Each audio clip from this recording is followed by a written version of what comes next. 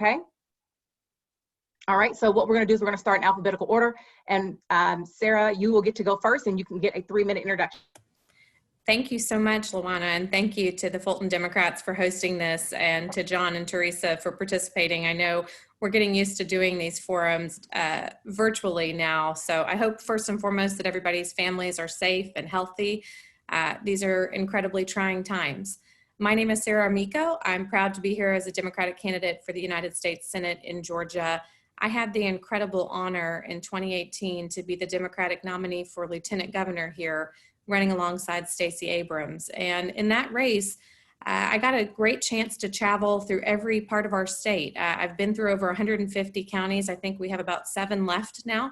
So as soon as the coronavirus shelter in place is lifted, the first order of business will be getting to all 159 counties.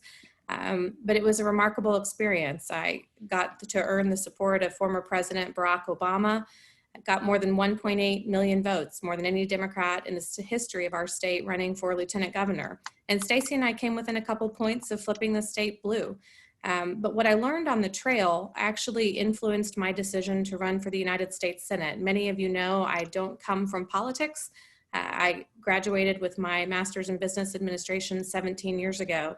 And for most of the last 17 years, I've been saving and creating jobs, thousands of them, and particularly during the Great Recession in a really tough economy. So I'm deeply sympathetic to what a lot of Americans are going through right now in terms of new unemployment claims, and also to our small business owners who are really struggling and worrying about how to make payroll in this environment. I know it's tough.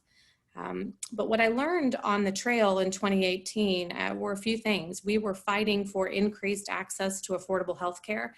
I'd love to see universal coverage in this country and in this state. It was remarkable to see that right in our own backyard in Georgia, there are actually people who are sick because they happen to be poor, and people who are poor because they got sick. And I don't think that's right. Stacey and I talked about this frequently on the campaign trail, and it's really sad to see that now our fellow Georgians will live with the consequences of the Republican failures to do things like expand Medicaid in our state. So healthcare was the first issue for me.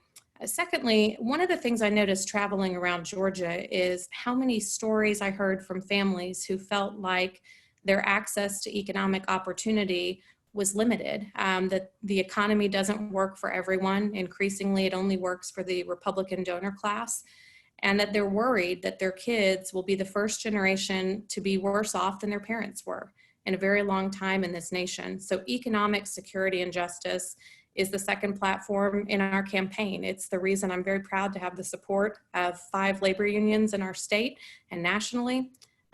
We have centered being a champion for working families. And for me, it's not just rhetoric. I put in my own money to save jobs in healthcare during the Great Recession for my employees. We were very proud to grow our business from 100 employees to 3,000 today over the last 11 years. And last year, when we were caught in the president's trade wars and the multi-employer pension crisis, I again walked away from my own investment to save thousands of jobs and thousands of pensions. So economic security really forms the core of what I believe we're going to need in an election this November that will increasingly be about how do we recover from this dramatic economic contraction. And last but not least, what Stacey and I and everyone on the Democratic ticket experienced in 2018 in terms of voter suppression was truly breathtaking. And the third platform for our campaign is really built around voting rights and election security, making sure that foreign powers do not feel empowered to interfere in our elections, and making sure as well that we fully restore the Voting Rights Act and its protections, particularly for minority voters in historically disenfranchised communities.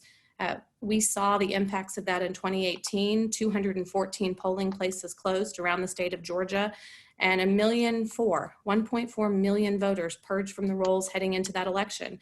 And now we see the new Secretary of State, same game, different Secretary of State, alleging voter fraud without offering a shred of evidence that that's happening. So I do think the fight for voting rights will continue to be central to who I am and what I'm campaigning for. And last but not least, I have 2 little kids, live in Marietta, Georgia. My daughters are in public schools, so K through 12 education is near and dear to our heart. And my husband is originally from Italy, so we're also very keen to see our broken immigration system in this country fixed. so that people like my husband who came here for the American dream can continue to do so in a way that makes this country better. So thank you so much. I'm proud to be with y'all tonight. Thank you. Next, we're going to go ahead and go over to Jon Ossoff. Thank you, Luana. Thank you for putting this together and providing access to democracy and candidates for office, even in this extraordinary moment. And thank you, Sarah and Teresa, for being here as well and for your candidacy. This is a unusual and distressing and tough time for the country. I think we've seen very clearly what the dire consequences of electing incompetent, negligent, self-absorbed, and dishonest people are. And the failure of the federal government to respond competently to an impending pandemic, not just the failure to respond competently, but the way our senators, instead of warning the public or instead of urging a faster response, adjusted their stock portfolios to profit from the turbulence in this economy is disgraceful. And it's corrupt. And I investigate and expose corruption for a living. I run a now 30-year-old small business that produces undercover investigations of organized crime, of political corruption, investigations of war crimes all over the world. In the last few years under my leadership, we've investigated human trafficking, bribery, death squads, ISIS war crimes, significant financial crimes, and holding people accountable for the abuse of power and for corruption is what I'm passionate about. Reflecting on the work that I do, I consider that oftentimes our reporters have to go in undercover to document corruption. But here in American politics today, the corruption is in plain sight, and you need do nothing more than go to David Perdue's FEC filings, see which corporate PACs he takes money from, and then look at his voting record. So when we talk about the priorities, which are clear, essential priorities, healthcare, centering the financial security and prosperity and opportunity of middle and low income people, building infrastructure and saving our environment, reforming our campaign finance system. All of these things require us to mount an assault on corruption in Washington, to overturn a Citizens United decision, to ban corporate PACs, to reduce individual giving limits, to stop the revolving door between government and lobbying and the private sector, to stop senators like David Perdue from selling access for campaign cash. Then we can stand up to the insurance companies, the pharmaceutical companies, the oil and gas companies that have lobbied our government so that people like David Perdue enact policy not in the public interest, but in the narrow private interest of their political patrons. That's what's happened to our political system.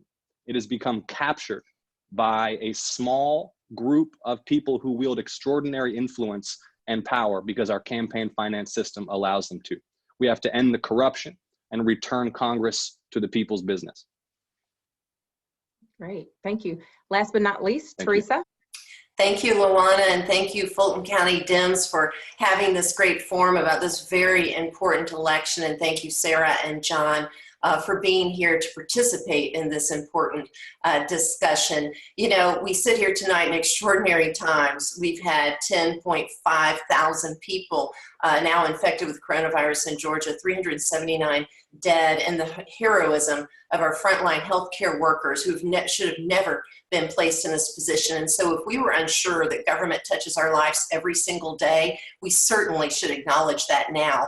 And it matters very much who runs it. So we have a tremendous opportunity, a legacy that has been handed to us by many people here tonight who've worked so hard to make sure we're on the precipice of electing a Democratic statewide candidate, and also the vulnerability of an incumbent, David Perdue. But I've been in Georgia Democratic politics for 30 years, and I can tell you this: if you want to beat an incumbent, you must nominate somebody who's actually won elections and who's actually governed and governed well. So I began my career as an attorney practicing in the federal court system. Yes, I've worked with the United States Senate, specifically the United States Senate Banking Committee. I've worked with both the Department of Justice, the EPA, the FDA, the NTSB, and HUD.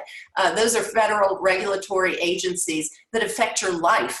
And I've used my legal career to bend the law and regulatory agencies towards justice and serve the people that I was representing. So I know that DC world and how to make it work for people. I took that experience into being mayor of Columbus, Georgia. I was the first woman elected in that second largest city in Georgia, a diverse community of 200,000, an African-American majority community, and we did some extraordinary things. We were named one of the 25 best run cities in the United States of America during my term. And so when other candidates talk about important subjects like criminal justice reform, know that I've actually implemented broad-scale criminal justice reform and reduced crime by 42%. I've actually reformed a public health care system and reduced the cost for both those participating in it and for the taxpayers. I've actually reformed a budget. I've saved a public pension. Having done these things actually made government work for the people that I represented. Let me tell you something. While we are all concerned with our individual health and the well-being of our family, I will not allow David Perdue to default into a second term because of the chaos and dysfunction he has brought to our doorstep. We have a strong campaign. We have raised over $2 million. We had the strongest fundraising quarter in this election cycle just this last time in the midst of this travesty of the coronavirus. And so we're ready to take on David Perdue in November. We have the strong campaign. I think you're going to see the strongest candidate, and I appreciate your attention tonight. Thank you, appreciate it. So that ends our beginning portion of the introductions of each of the candidates. Next, we'll go into the question and answer period. Each candidate will be asked a question. Actually, everybody will get the same question, and each candidate will get 2 minutes to respond. So our first question, we've seen a bunch of immediate corporate help, but only delayed and meager help to actual people during the COVID-19 crisis from Congress. Do you think the next relief bill or bills should be tilted more towards we the people, businesses, or a balance between them? And so we'll go ahead and start with Sarah. You get to answer the question first. Sure. I actually share this frustration. I think the small business loan package is also too small for what our country is going to need. And it's been very sluggish and poor to be rolled out. There is, in two sense, we have a liquidity crisis here in this country, but it's predominantly hitting families and working people most of all. So we have got to be careful that the focus of the next package is in fact on putting cash in the pockets of the Americans who need it most. And that means that we're going to have to put working families at the front and center of our policy. So, you know, this is sort of, this is the story of my career. This is what I believe in. I believe we need to go back once this is all over, after we've gotten through the immediate term liquidity crisis, once we've gotten cash into the hands of folks, we've got to rebuild and rebolster our safety net. We need to stop talking about things like cutting back on Medicare and Medicaid and Social Security and SNAP, food security benefits.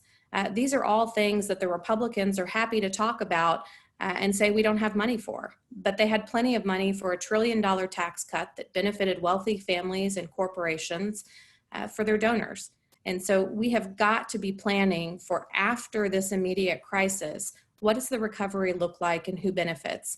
And you're absolutely right. The focus has to be on getting cash into the pockets of American families.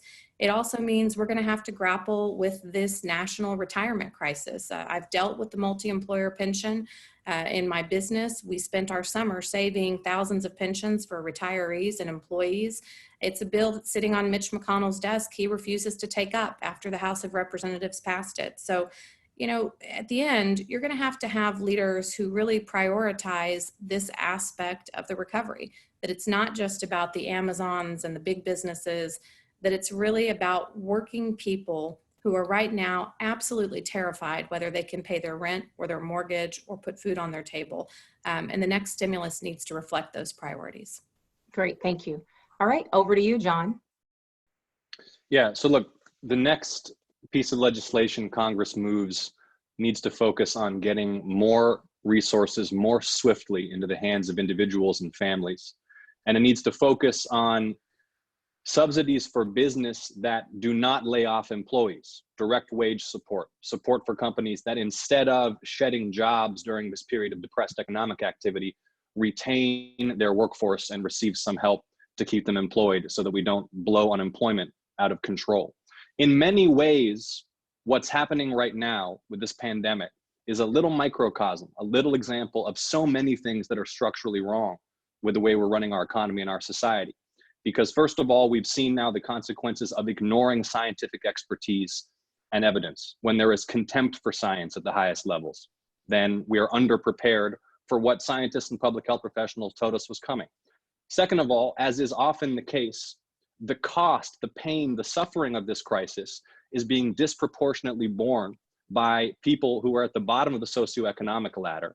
But the rescue, the resources, the emergency help is going, and the testing, the disease testing is going first and foremost to people with resources and access. And it's the same thing that happened in 2007, 2008, when banks were bailed out, no one went to jail, and people lost their homes and their savings. So look, the next legislation needs to accelerate and increase the resources being made available to households directly. Rent is due, bills are due, and we cannot have a massive wave of preventable evictions and bankruptcy as a result. Second of all, get money to businesses that are keeping staff employed, and we have to be investing in adaptation. We have to get the economy moving against the backdrop of a public health challenge that's not going to miraculously go away. And even if the virus is seasonal, we get some relief this summer, we're likely looking at a return in the fall. That means adaptation, that means resilience, that means reforming our societies such that we can continue to engage in productive economic activity without risking overrunning our hospitals and mass casualty public health crisis. All right, thank you. All right, Teresa, over to you. Yeah, we have lost 16 million jobs in 3 weeks, 537,000 jobs here in Georgia. That's more than we lost during the Great Recession. When I came into office in 2010, we were at the height of the Great Recession. We had double-digit unemployment, and fortunately, because of our hard work to reverse those economic trends here in Columbus, we were able to cut that by over half. So I understand how hard it is to revive a struggling and stressed economy. But I will tell you this, we cannot put any more money into the Donald Trump corporate slush fund. He has already exhibited bad faith by removing the inspector general. And so until that system is shored up, no more money goes there. Secondly, we have to get more cash money into the hands of individuals and families who are at the lower middle income level and below, because those people live at the edge and they churn their money, and that provides a liquidity for this economy that is essential to its recovery. The same for small businesses, mom and pop entrepreneurial businesses. We have to remove this administrative quagmire of having to require people to have an existing banking relationship. That's going to hurt our recovery. But then the second phase of this needs to be immediately investing into our federal prosperity infrastructure, which includes going ahead and expanding Medicaid and Medicare, because that's where our healthcare resources are stressed. We're also going to have to reform our unemployment insurance and provide for at least 12 months a base universal income so that we can climb our way out of this, what will certainly be another great recession, if not worse. But we can resolve it through progressive and strong policies. We also are going to have to reverse the $1 trillion tax break for the wealthy, which transferred public resources to a select few private hands. And otherwise, you know, we're going to have to look at increasing the minimum wage, doing that right now over a stepped-in period, and provide tax credits so it does not hurt these already struggling businesses. But we have to get those increased wages to families so they can be successful and help us climb out of this. Awesome, thank you. All right, so on to the second question, and John, we'll let you answer this one first. Okay. Both of the Georgia senators sold stock as the coronavirus pandemic was spreading. What do you make of their actions, and how do we prevent this from happening in the future? Well, sadly, David and Kelly are the poster children right now for corruption and negligence. And, you know, this is a scandal that's ricocheting around the world, let alone here in Georgia. People are aware that both senators from Georgia, the same day the Senate was briefed in closed session on the impending threat of this pandemic, didn't just adjust their stock portfolios, they made trades that are deeply suspicious. Loeffler unloading a huge amount of stock, Purdue buying shares in a producer of personal protective equipment for medical teams. Purdue unloaded casino stock a few weeks later and bought Pfizer stock as the Senate was writing significant healthcare expenditure legislation. His trading activity increased 300% in March while he was participating in writing the largest stimulus bill in American economic history. And let me say this, anything below a blind trust, anything but putting their assets in a blind trust, it's not real. It's smoke and mirrors. They've not demonstrated any independence from their stock trading, and unless their assets are in a blind trust like Isaacson's were when he was in the Senate, the excuses mean nothing. Look, I have spent the last 7 years of my life leading a team that investigates political corruption, official corruption, the abuse of power, bribery. That's what I'm passionate about. That's what I do. My team takes huge risks to expose serious misconduct, criminal activity all over the world.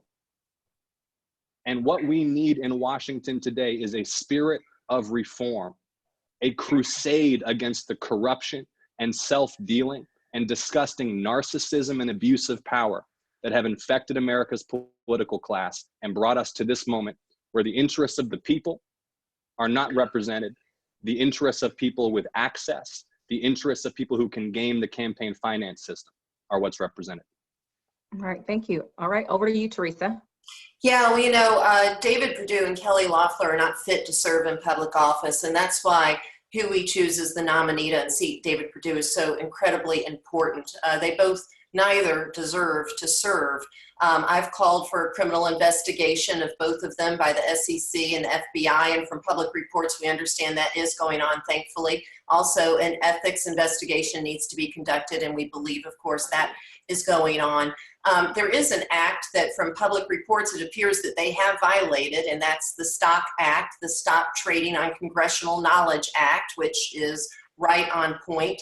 If I was in the United States Senate, I can tell you we do need to further amend that act, not that they haven't violated it as it is, but we need to go ahead and outlaw senators from owning individual stocks. If they do own individual stocks, they have to put them in a blind trust. That is the only way to avoid the appearance of impropriety and to keep the trust of the American people that as a senator you serve. And so I'll say that, you know, as I spent my time in the federal court system, this is exactly the kind of work I did. I didn't just look at it, I didn't just think about it or expose it. I actually used the laws and regulations of the United States of America to bring these type of corporate wrongdoers and fraudulent wrongdoers to justice. And you can bet I'm going to carry on that lifelong mission in the United States Senate representing Georgia. All right, awesome, thank you. Over to you, Sarah. Thank you. I just want to take a second to be clear what's going on here, guys. We are in a pandemic where I think the latest numbers today say 16,000 Americans have died. We have Albany, Georgia, that has one of the highest fatality and infection rates per capita in the world. And your two United States senators, upon leaving a private closed-door Senate briefing with the head of the Centers for Disease Control, the head of the National Institutes for Health, and the heads of our intelligence community on January 24th of this year, when they left that meeting, instead of going directly to you as Georgians and to our leaders in the state and around the federal government to talk about how we could prepare our nation and our people for this coming pandemic, they went and adjusted their stock portfolios so that they could profit from an epidemic that's killing thousands and thousands of Americans. And there's nothing about this that's okay. And look, David Perdue, of anyone, knows better. He ran a company with publicly traded equities. He knows the rules of the road on insider trading. He's certainly familiar with the Stock Act. I also ran a company that had publicly traded securities. We're all given the same training. They do not lack clarity. This is blatantly against our existing laws, if in fact they profited, as it appears they did, off of private insider information from their role as a senator. And look, I flagged this for the Atlanta Journal-Constitution weeks ago. I went through every one of David Perdue's 51 stock trades he made that he disclosed on March 20th. And I pointed out long before the AJC did that he was purchasing DuPont, which produces PPE, that he was purchasing Pfizer, that had just announced a joint venture to develop the coronavirus vaccine. Guys, this is blatantly profiting off of a pandemic. And as a United States Senator, I not only would demand a full Senate Ethics Committee investigation, as we have since March 20th, but I would ensure that if they have in fact violated the laws, they're prosecuted to the full extent. Great, thank you. All right, so Teresa, this question goes to you. If you're the nominee on a day-to-day level, how will your campaign work with the presidential nominee and the party to ensure that Georgia turns blue up and down the ballot? Well, as it stands today, it looks like Joe Biden, Vice President Joe Biden, is our de facto nominee. I actually had the opportunity to speak with him this summer when he was here in Georgia about this campaign, about my candidacy. So I am thrilled to work with he and his team on a shared ballot in November of 2020. Some of the specific ways I see that we'd be able to work together, I would love to have someone embedded from the Biden campaign in our campaign that allows for direct communication and a consistency of effort and mission. Also, shared fundraising agreements work quite well for both the presidential and the senatorial campaign when they're utilized in a state, particularly like Georgia, which I think will be seeing a whole lot of excitement as it transitions to be a blue state. But also, I would say that we have a real opportunity here to expand the electoral map in Georgia. I've said several times that I'm uniquely situated to go get our Democratic voters in Central Georgia. In Central Georgia, we have 50 counties. They're African-American majority counties largely. They are active, registered Democratic voters, and they too often skip over the statewide races. As the mayor of Columbus, Georgia, I have good name recognition and reputation in those 50 counties and look forward to exciting those voters to join us in this effort to turn Georgia blue, because we can't just depend on Atlanta. Just depending on Atlanta and having good name recognition, Atlanta is so important, but Atlanta won't carry this state until 2030. And I don't know about you, but I'm not waiting till 2030. So if we're going to win, we have to expand the map, and I'm talking 30 to 50,000 registered active voters that we can bring into this for the candidacy of someone like Joe Biden, with me heading this senatorial race. I look forward to doing just that in November. All right, great, thank you. All right, Sarah, over to you. Yeah, I'm very proud to have endorsed Joe Biden in his presidential bid. He is now our presumptive nominee. And I think it's also important that we acknowledge the contributions that every other candidate in this race made, whether it was Elizabeth Warren, who showed us how to have a plan for everything. And oh, if only we had listened to her on the COVID-19 epidemic. To Bernie Sanders, who has fundamentally changed this nation's discussion around healthcare and the idea that everyone should be covered. Nobody should be poor because they're sick. So I think we owe a lot to this incredible group of primary candidates, but I'd be very proud to run next to Joe Biden. He clearly has the steady hand and experience we need in these incredibly challenging times. And I think we would make an incredible pair talking about how to bring the economy back. He was in the White House dealing with things like the auto bailout and helping us dig out of the Great Recession. And I was a small business owner fighting for the lives of my company and the jobs of my employees. I know what it looks like to go in and help bring back an economy from the brink. And I'm very proud to have been able to do that while still fighting for working families. But the nominee is going to have to do a few things here in Georgia. First and foremost, follow the example that Stacey Abrams and I and the entire Democratic ticket in 2018 set. Go everywhere and talk to everyone. Take no one for granted. Take no voter for granted. And make sure you use 2 ears and 1 mouth in the right proportions. Listen to what the voters need from our advocates in Washington, our representatives. The second thing is they're going to need to invest in the infrastructure of turning out the Democratic vote here in our state. We are certainly going to need staff. We're going to need field organizers, whatever form that takes in the coronavirus pandemic, however long it lasts. And third, and I think this is perhaps the most critical, whoever the nominee is, they're going to need to spend a lot of time talking about protecting our rights to vote here in Georgia. They're going to need to beat the drum on restoring the Voting Rights Act, restoring protections for minority voters. They're going to need to be a champion, not just a believer, in securing our elections and your right to vote. Okay, great. Thank you. Over to you, Jon. Thank you.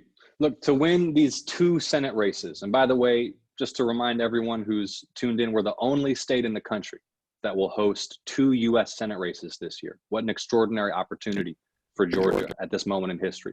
To win these 2 Senate races, we have to run the biggest grassroots turnout project ever in Georgia's history. And we have to build on the momentum that has been gathering in this state for the last decade.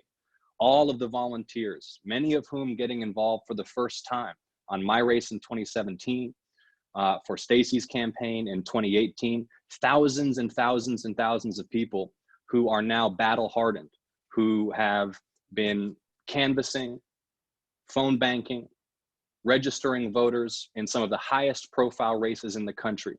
We have to keep growing that coalition of volunteers, inspire people to become part of the team, work their hearts out, and reach out to our fellow citizens, taking no one for granted, assuming that no one's with or against us, and assuming nothing about someone's desire to vote. Many people want to vote, but never hear from a campaign, never hear from someone who wants to help them get registered. We have to make sure we're reaching out to every single community in this state, making no assumptions about anyone saying, well, they're not going to get out and vote, so let's not talk to them. We have to talk to everybody.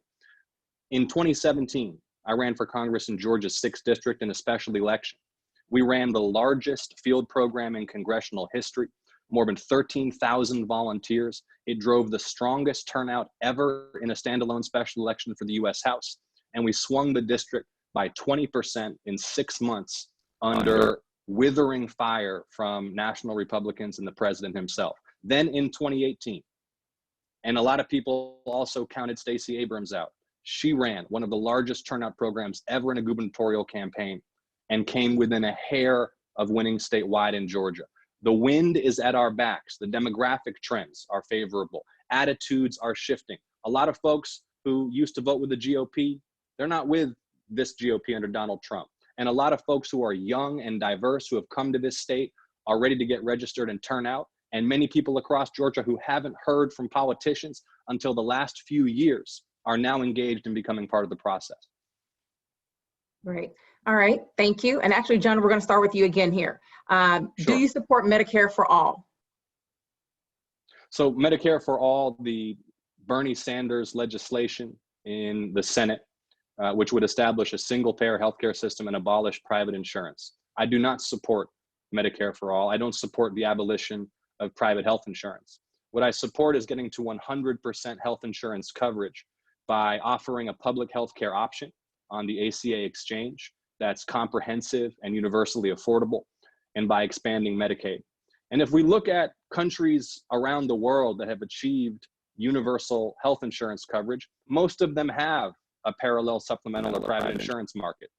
I think we should give people the choice, but I think that we have to force insurance companies to compete with a public option that doesn't pack a ton of overheads and profit margin and dividends into the price, and that is exclusively focused on delivering care with superb quality at a low price that everyone can afford. And we also have to talk about the cost of prescription drugs. It's one of the great scandals in this country. David Perdue, who is lavishly funded by the pharmaceutical industry, voted against letting Americans import generic drugs from Canada. A lot of folks are having to choose between rent, food, their kids' education, and insulin or medicine they need. That's not right. Not in the wealthiest country in the world. No one should want for healthcare in this country for lack of resources. No one should have to worry a diagnosis is going to bankrupt them. And the thing that's so frustrating is that we know how to solve this problem. It's not some great mystery how to ensure our entire population is covered by great insurance. A lot of countries have done it. Not only is it not a mystery, there's not just one way to get there. There's not one magic formula for the United States. What we need is the political will to get everyone covered, to make sure every citizen has great health care. And there is a strong majority in Georgia and across the country that's for that. Georgians agree that every citizen needs great health care. We can make it happen, and I believe we will make it happen in the next Congress. Great, thank you. Appreciate that. Teresa, over to you. Yes, well, I do not support Medicare for all, although I say it is a bold idea, and I so appreciate it being thrown on the table in this very important discussion. I actually support universal health care, which is cradle to grave access to meaningful and robust healthcare system. The reason why I take question with Medicare for all is because I believe it's too big of a shock to a system that is so highly complex and so fully integrated that it could actually end up collapsing or having negative unintended results. We have seen here in Georgia, in Daugherty County, Terrell County, we have 5 counties in the top 10 counties of the COVID reaction that have the highest per capita fatality rate in the nation. And the reason why that happened is because the Georgia Republicans were so busy poking a political finger in the eye of Barack Obama, they refused to expand Medicaid in this state and allowed 10 rural hospitals to fail. So PB Putney is down there in Daugherty County all by themselves handling this because of the failure of the system. So I've set out on my policy paper on healthcare on my website that we need to expand Medicaid right now from a federal level, take it over. We're already spending 90 cents on a dollar, pay the 100 cents on the dollar, and cover everyone at 130% of the poverty level or less. We need to expand Medicare to 55. We've been talking about this for 25 years. We know how much it will cost. We know it returns on investment.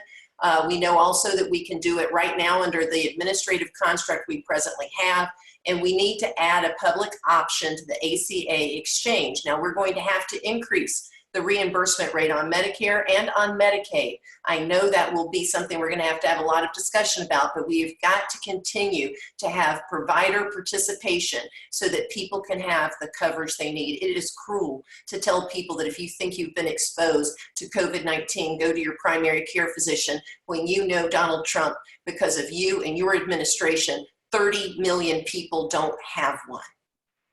Great, thank you, appreciate that. Okay, Sarah. Thank you so much. First and foremost, I support whatever gets everyone covered.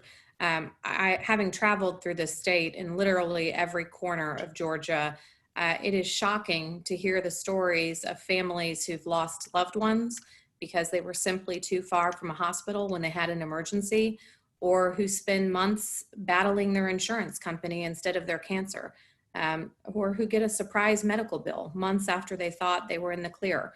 So it is absolutely essential we build a system in this country where no one is sick because they're poor, or poor because they happen to get sick. And for me, right now, I think we start with a public option and try to aim for universal coverage here. I'm married to a man who grew up in Italy. It is one of those countries that has a dual system where nobody lacks for healthcare because they're poor, but they also have a private system for those who prefer that.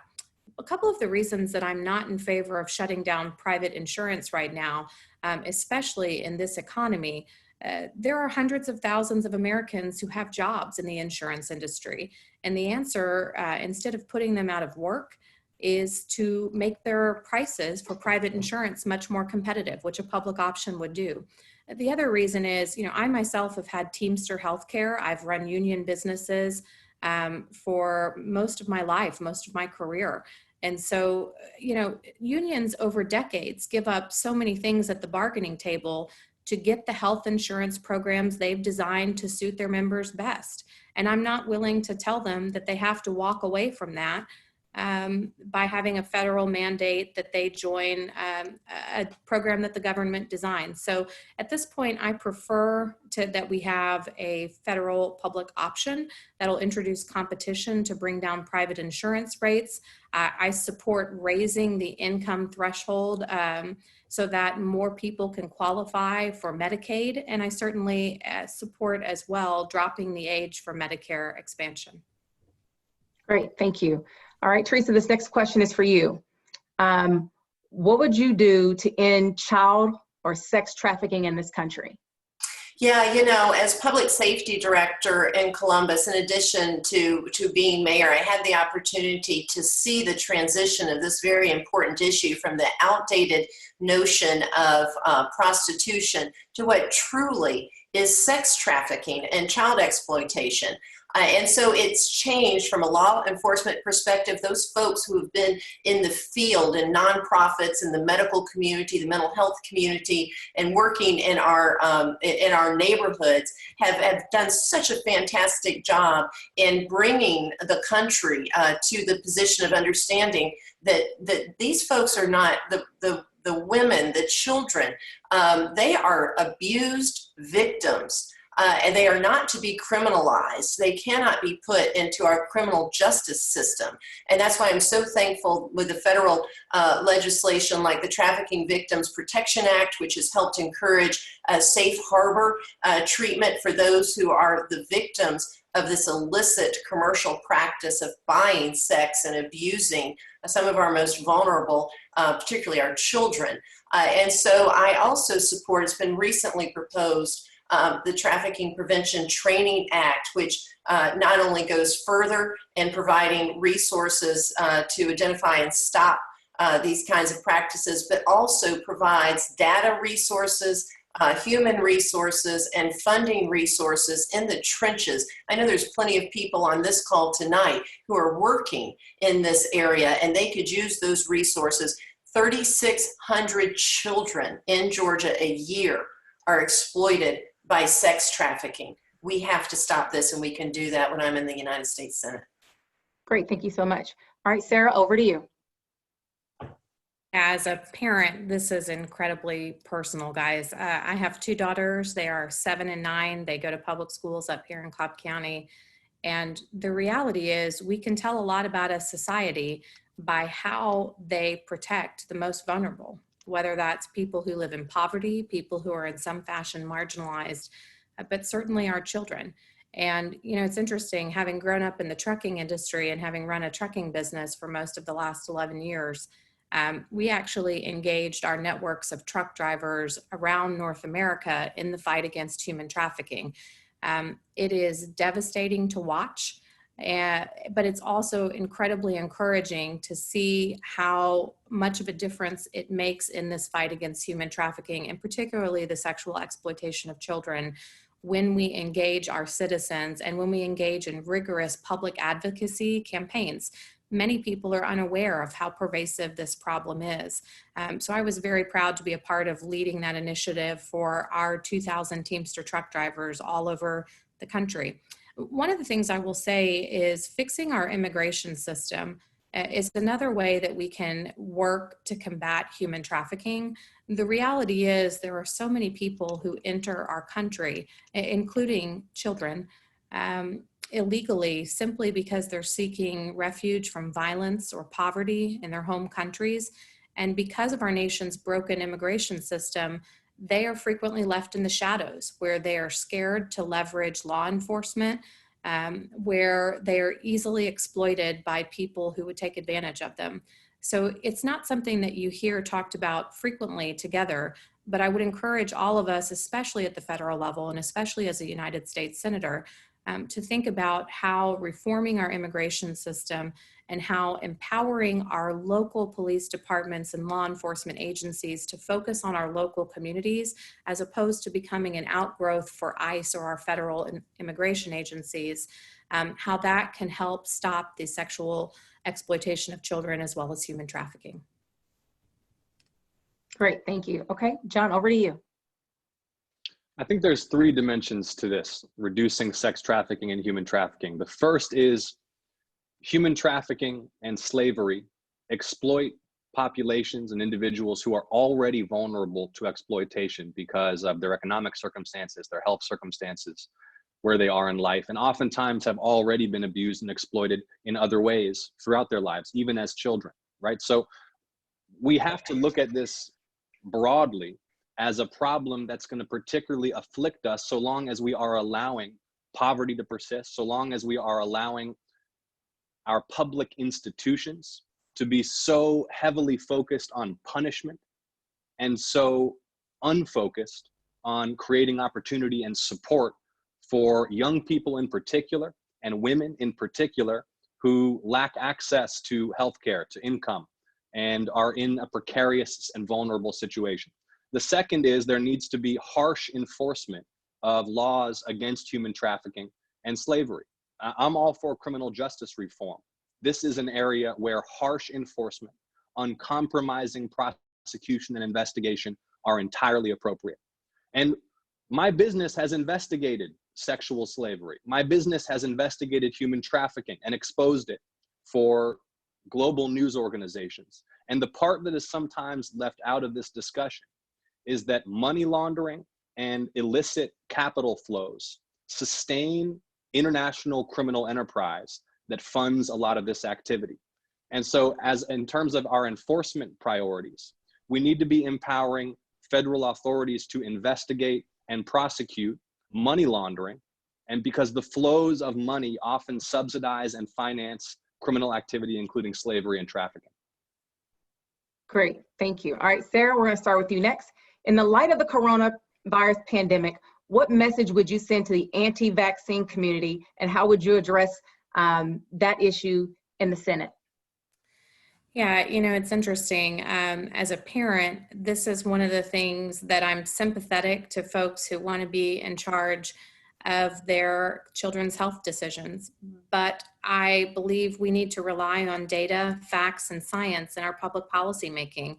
And in the case of vaccines, this is part of how we protect not just our own families and our own bodies, but our communities. There are people, and especially we're seeing this now in the coronavirus pandemic, but we see it every day, every year during flu season or other outbreaks. There are people who are immunocompromised or allergic to vaccines who are unable to be vaccinated medically, physiologically. They can't take it for one reason or another. And they rely on what we call herd immunity to have target vaccination rates to keep them safe from really awful diseases. Look, my mother was a NICU nurse back in the 70s, working with some of the most vulnerable preemie babies. My aunt was an infectious disease RN for 30 years, working to contain the spread of infectious disease. She worked with children who had had measles, for example, and lost hearing. These are very deadly diseases, and we have to rely on the science, and the science is very consistent that vaccines are safe. And I'll just add this as a personal story, because I know this is incredibly sensitive for some parents. I have a niece who's about to turn 8 years old. She's currently at Children's Hospital right now battling bone cancer. And they unfortunately were not able to save her leg. She's had her leg amputated, and she was rushed to the hospital last night because after her chemotherapy treatments yesterday, she spiked 102-degree fever. Guys, she can't take the vaccines. She can, in the same way that a healthy child can right now. She's what they would consider immunocompromised. She's currently undergoing chemotherapy. It's essential for kids like this that the rest of us do our part to protect public health. So I favor strong regulations with very few exceptions for vaccines. Great, thank you. All right, Jon, over to you. Yeah, I mean, establishing herd immunity for infectious diseases is essential to public health. And this is an area where we need to be guided by medical expertise, epidemiology, and public health experts.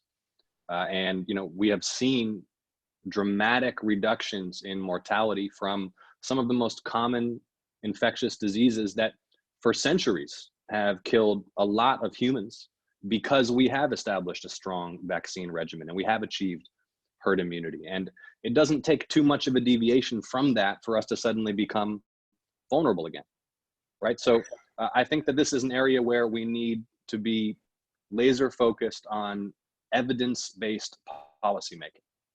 And that's what we're lacking in our government right now.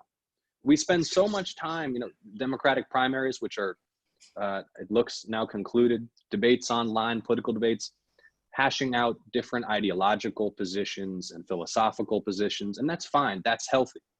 But we don't talk enough about basic competence. Having people elected to represent and serve us who make decisions on the basis of evidence, not on the basis of their self-interest, not on the basis of partisan interest, and not on the basis of the interests of their political patrons and their financial patrons. I believe that one of the reasons our government was so slow to react to this pandemic threat is because there has been this concerted effort to discredit scientists, to discredit scientific expertise over the last several decades by major trade groups and industries who stand to lose if we make policy on the basis of science. I'm talking about the oil and gas industry, who have discredited climate science because to act on it would undermine their bottom line. They then fund politicians like David Perdue, who parrot their propaganda and vote with them against the public interest. It's another way political corruption and the dysfunction in our campaign finance system are hurting the public and hurting us every day. Great, thank you. Appreciate that. Over to you, Teresa. Yeah, well, I think if this novel coronavirus hasn't taught us anything, it certainly taught us that we're all connected. You know, and you don't just do the vaccines for yourself and for your own children, but for that child who may be in your son's class who is immunocompromised, and for that teacher who may be going through breast cancer treatments. And so we need to understand that public health touches everything. From public health comes public safety, comes civic stability, comes our economic viability as a country. And so we have to understand that as the United States Senate, there's certain jurisdictional limitations, but with the right people in office, you can get around them and you can actually lawfully employ the type of regulation you need to make sure that the nation remains safe. And so here's some things we can do. Usually the school entry requirements are left up to the states. Well, through federal funding and through federal policy, you can incentivize all 50 states to pass the type of school entry requirements that will require vaccination and stop the conspiracy theorists. Of course, we need to stop electing people who enable conspiracy theorists like David Perdue. But also we can use the Health and Human Services, some of the powers that they already have to quarantine and to enforce these types of vaccination requirements. And we can also use probably the most stringent, but certainly in order to save the public health, public safety, and economy of this country, that of federal preemption. We can certainly set it and then just require all 50 states require vaccination for public school entry that are receiving federal dollars. Great, thank you. Well, that actually ends the question portion of tonight. Next, what we want to do is we want to give each candidate 2 minutes to go ahead and give their closing remarks to all of the Fulton County Democrats out here. So since we started out with you, Sarah, we're going to start with you this time, Teresa. Oh, thank you. Well, thank you again for this opportunity. I hope you guys have learned more about this race. You know, we have some wonderful people running, Jon and Sarah. We're all good people and we have passion for this state and for this country. But I will tell you this, not all candidates are created equal when it comes to governing. And so you have to make those hard decisions. I was not only mayor, I was public safety director, homeland security director, not just for Columbus, but 16 counties in Southwest Georgia and 6 counties in East Alabama.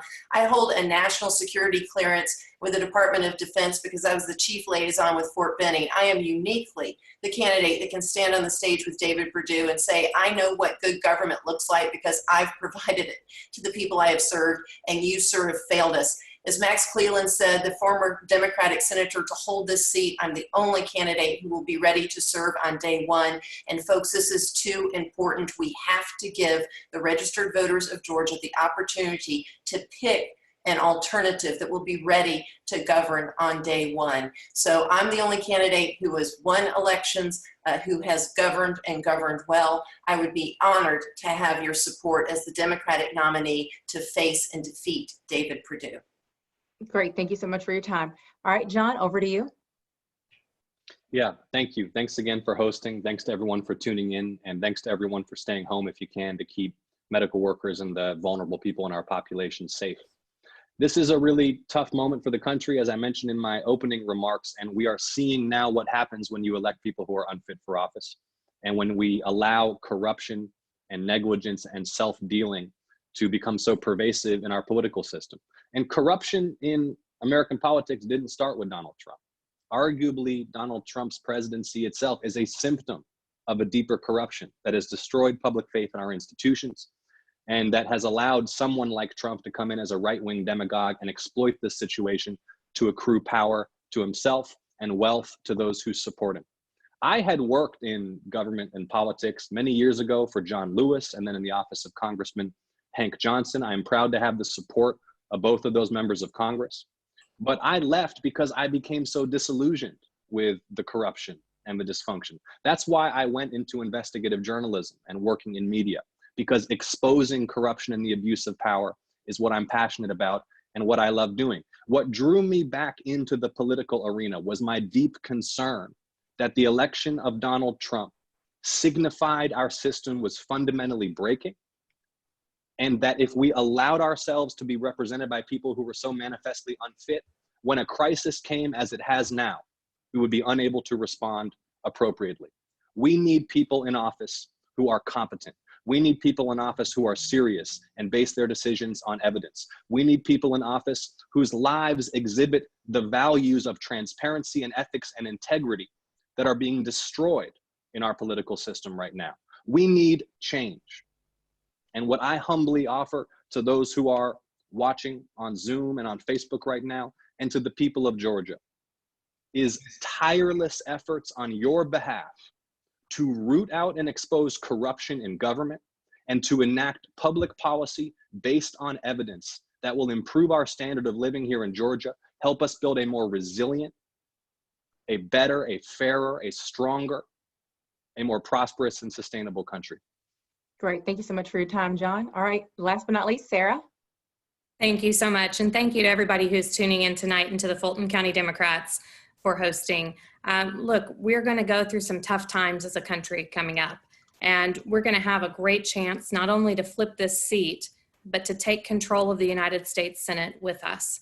So if you want somebody who will be a champion for working families to make sure to put your family and working people first as we endure a long recovery economically and in terms of public health, pick somebody who's been a champion for working families for the last 17 years. That's the reason I'm the only candidate in the state of Georgia running for U.S. Senate with the backing of labor unions.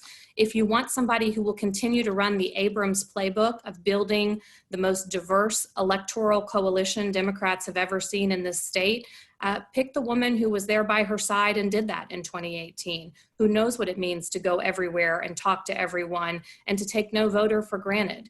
If you want somebody who will prioritize your family's healthcare, your access to healthcare, making sure no one is sick because they're poor or poor because they're sick, pick the woman who's provided health insurance fully funded to thousands of employees and their families long before I ever thought I'd run for office. If you want somebody who will protect your family's right to vote and restore the Voting Rights Act, pick somebody who's traveled around the state talking about that for the last 3 years.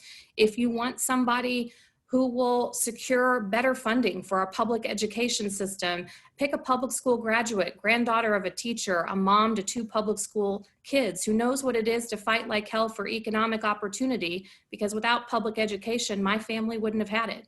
And lastly, if you want a candidate who's viable to beat Perdue, pick somebody who can hit him where he thinks he's strong. His business and job creating and economic credentials. We're going to be in a tough economy, and we are going to need someone with the credibility to take him down where he thinks he's strongest. If you want viability, pick the one person in this race who's won more than 470,000 more votes than David Perdue has ever won. Sarah Amico, you can go to our website at sarahforgeorgia.com or sign up to volunteer at bit.ly/volunteer for Sarah. Thanks so much, and I would love your consideration and your support. Great, thank you. That actually ends the question portion of our forum. I wanted to thank you guys all for joining us, you candidates. We know that there's 1,000 of these things you guys could be doing. These Zoom meetings are popping up everywhere, so we know you guys are pulled in a lot of different directions, and we thank you guys for taking the time out to join us and let our constituents hear from you. That's very important. We also want to be respectful of everybody's time because we know this is a Zoom meeting. We don't want to belabor the hour, so we try to keep this to an hour. I know there's tons of questions in the chat.